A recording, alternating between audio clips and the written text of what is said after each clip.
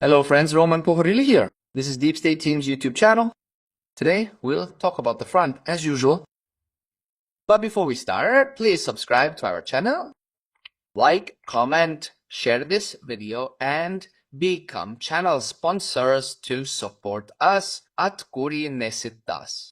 Let's start, friends. We'll start with the town of Сіверськ. You've all seen the bad updates lately because half of Сіверськ is now in the red zone. It started when the enemy began seeping into the town, especially from the flanks. We saw a lot of activity from the south, some from the north too, but as it built up on all sides, they started pushing from the east, from Verkhnokamianska, though for a long time the far that Potok holding the town managed to hold them back. Then up to Krishus Doks Waraji, we all remember those enemy columns, the vehicles, motorcycles, infantry groups climbing through the woods, but they couldn't even reach the town. And then the flanks started failing, though attempts along the whole line from Srebryanka to Viemek were frequent. And for a long time we focused on Srebryanka and Tronivka. Everyone expected a breakthrough there, but the gray zone remains, and our forces still managed to hit the enemy, penetrating deep into our territory. Then the gray zone near the excavation area up to Pokrovsk was discussed. They reached it or spotted, but we managed to eliminate them. Then suddenly intel came in that the enemy infiltrated Sіверськ, amassing there, trying to build on their perceived disappointment norm. The biggest obstacle in Sіверськ now is the water, so to speak, the Bakhmutka River, which is essentially the line of engagement. Where we see a gray zone even beyond the river, it's still a kill zone where we can eliminate the enemy. They can't entrench, build positions, or amass of forces. Though, as you just saw in the image, there were attempts to sneak under the bridge and to aramar hole and cross that line to the other side. But it's being held back, and hopefully it will stay that way. This area needs attention because, as we mentioned last time, there are false reports, some rivalry between units, just reaming each other. He failed, he didn't hold, he did something else. And that affects the defense, it affects holding positions. This miscommunication helps no one, so higher command should pay attention and send more resources, because even the 54th Brigade admits there are failures, difficulties, and a need for more reserves, more reinforcements, because they've held this area for years. Hanana. Yet the foe kept pushing hard to seize Сіверська. And now they're in. We might wake up, as we noted on Telegram, to find Sіверськ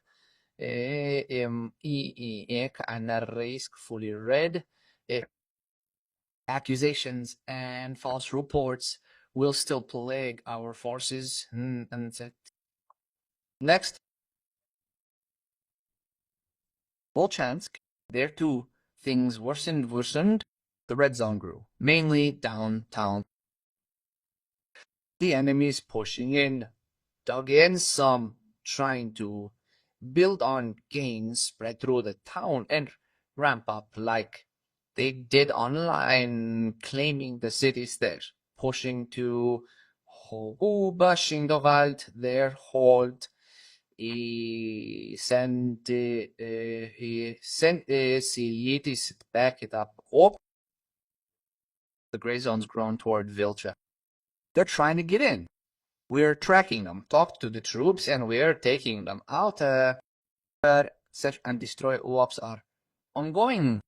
The foes failed so far, hopefully will, but the woods between Volchansky on Volchansky Potorie, a problem. They're trying to seize it. We're tracking that area. They're trying to cut off supply lines between Volchansk and Volchansky, Khutor, Shari.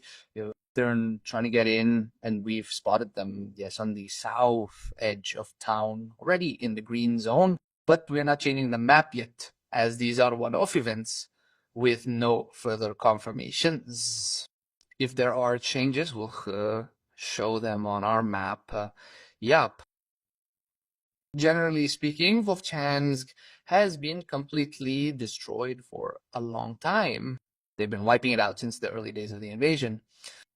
The enemy uses this to move around in the ruins. We mainly control them there with Zonno Pediri, with strike and search operations using drones. Mordum will keep watching to see if this enemy surge brings cess or if our troops hold the line, withstand the pressure, and keep a control of the city, at least the part not occupied, keeping it as it is. So we're watching, and we'll update you on all changes on our channels. Finally, let's look at the situation in Покровськ and Mirnograd. It's stable, but tough as the red zone has grown.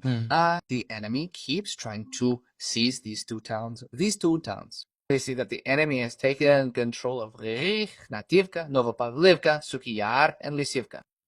Our forces reported withdrawing from two towns, but the more realistic situation is shown by dashed line on our map. Budget.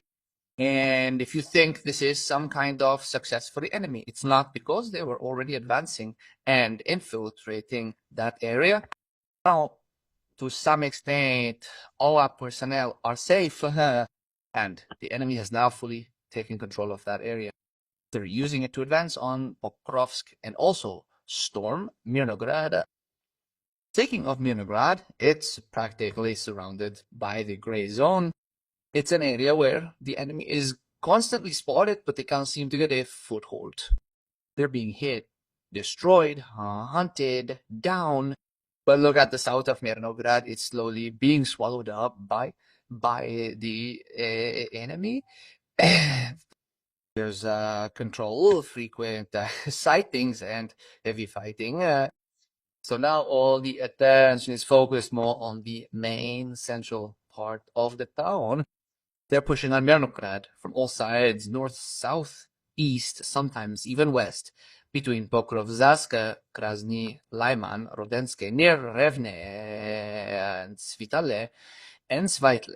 And big problem, we mentioned it on our Telegram channel, is that the fight was holding the lines in Mирноград and Покровськ, being forced to hold this isthmus, but they don't have the resources and need more units. So we'll see if the local and higher commands reject take this isthmus under control with separate brigades, separate units, to free up resources, not just infantry, but also drone pilots who can switch from searching near Rivna, Stuta, and Taktikot Narton to directly directing the enemy in Mирноград.